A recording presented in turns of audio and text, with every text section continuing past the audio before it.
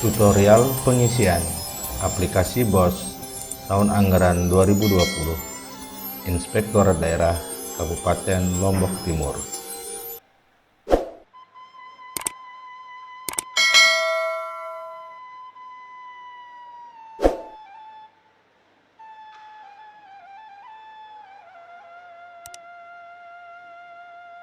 Bismillahirrahmanirrahim. Assalamualaikum warahmatullahi wabarakatuh. Selamat datang di tutorial pengisian aplikasi penatausahaan dan laporan bantuan operasional sekolah BOS tahun anggaran 2020. Tutorial ini berlaku untuk Anda yang merupakan bendahara dan operator sekolah baik SD, SMP, negeri maupun swasta. Aplikasi sederhana ini mengacu pada dasar yang digunakan. Yang pertama, Permendikbud nomor 8 tahun 2020 dan nomor 19 tahun 2020 tentang perubahan juknis BOS reguler 2020. Nomor 2, Permendikbud nomor 31 tahun 2019 dan nomor 24 tahun 2020 tentang perubahan juknis BOS afirmasi dan BOS kinerja.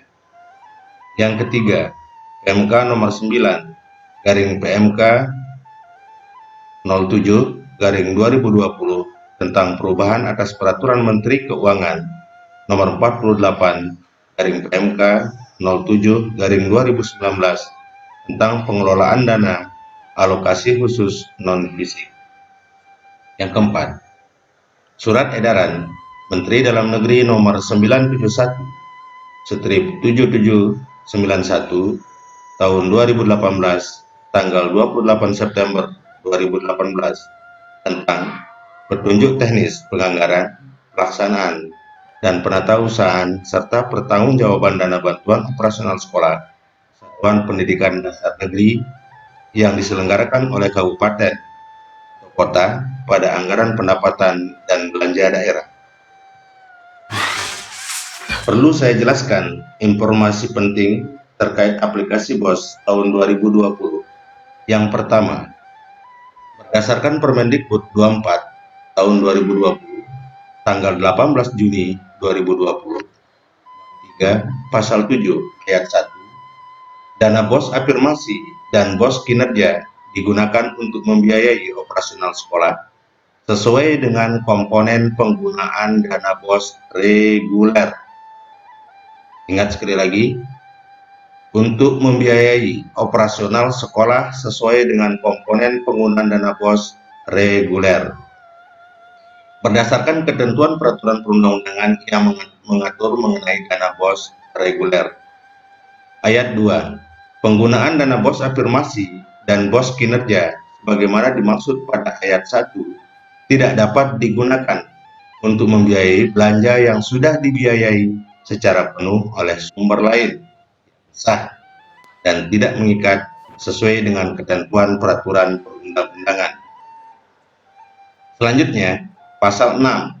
Alokasi dana untuk sekolah yang ditetapkan sebagai penerima dana BOS afirmasi dan BOS kinerja masing-masing sebesar Rp60 juta setiap sekolah. Yang kedua, bab 4 pasal 8 ayat 1, pengelolaan, pelaporan, tanggung jawab penggunaan dana BOS afirmasi dan BOS kinerja dilakukan oleh tim BOS provinsi, tim BOS kabupaten atau kota, dan tim BOS sekolah.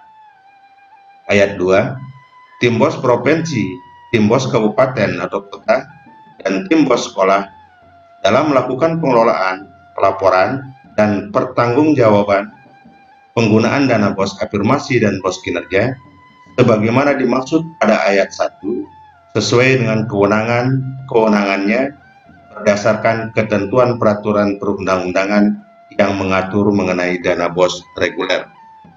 Saya ulangi, pada ayat 1 sesuai dengan kewenangannya berdasarkan ketentuan peraturan perundang-undangan yang mengatur mengenai dana BOS reguler.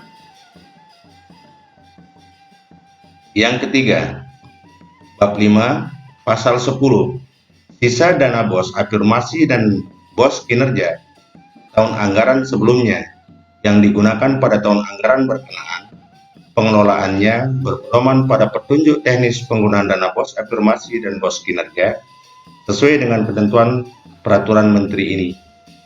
Pasal 11, ketentuan pengelolaan dana BOS afirmasi dan BOS kinerja sebagaimana dimaksud dalam pasal 10 dikecualikan.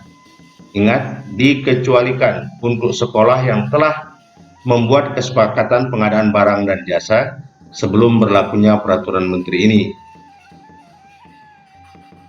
Nomor 4, Permendikbud 8 tahun 2020, dana BOS reguler yang diterima oleh sekolah digunakan untuk membiayai operasional penyelenggara pendidikan di sekolah. Ayat 2, operasional penyelenggara pendidikan di sekolah sebagaimana dimaksud pada ayat 1 dilaksanakan untuk membiayainya: A. Penerimaan peserta didik baru, B. Pengembangan perpustakaan, C. Kegiatan pembelajaran dan ekstrakurikuler, D. Kegiatan asesmen garing evaluasi pembelajaran, E. Administrasi kegiatan sekolah, F. Pengembangan profesi guru dan tenaga pendidikan, G. Langganan daya dan jasa, H. Pemeliharaan sarana dan prasarana sekolah, I. Penyediaan alat multimedia, J. Penyelenggaraan bursa kerja khusus, praktik kerja industri atau praktik kerja lapangan di dalam negeri, pemantauan kebekerjaan, pemagangan guru, dan lembaga sertifikasi profesi pihak pertama, K. Penyelenggaraan kegiatan uji kompetensi keahlian, sertifikasi kompetensi keahlian, dan uji kompetensi kemampuan bahasa Inggris berstandar internasional dan bahasa asing lainnya bagi kelas akhir SMK atau SMALD dan atau L. Pembayaran honor. BOS 1 berarti dia untuk caturulan pertama atau tahap pertama, yang BOS 2 untuk caturulan kedua, BOS 3 untuk caturulan ketiga. Tinggal ditambah penggunaannya. Misalnya BOS 1.A berarti penerimaan peserta didik baru. Kalau dia BOS 1.B berarti BOS caturulan pertama peruntukannya misalnya titik B, pengembangan perpustakaan, ini khusus untuk pembelian buku. Dan nanti untuk yang BOS I, penyediaan alat multimedia pembelajaran, maksudnya yang afirmasi itu bisa masuk di posisi ini. Jelas? Kita lanjutkan. Yang kelima, besaran alokasi dana BOS reguler yang diberikan kepada sekolah penerima dihitung berdasarkan besaran satuan biaya dikalikan dengan jumlah peserta didik. Kalau yang dulu untuk SD 800, yang sekarang menjadi 900. Yang untuk SMP yang dulu 1 juta, yang sekarang 1.100.000 per satu orang peserta didik setiap tahunnya.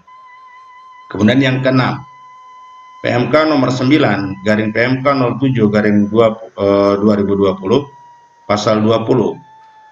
Penyaluran dana BOS reguler dilakukan secara bertahap dengan ketentuan tahap 1 paling cepat bulan Januari sebesar 30% dari pagu alokasi, yang B tahap kedua paling cepat bulan April sebesar 40% dari pagu alokasi, dan C tahap ketiga paling cepat bulan September sebesar 30% dari pagu alokasi. Kalau yang dulu menggunakan triwulan, kalau yang sekarang menggunakan tahapan atau caturulan. Nah, selanjutnya sebelum dibuka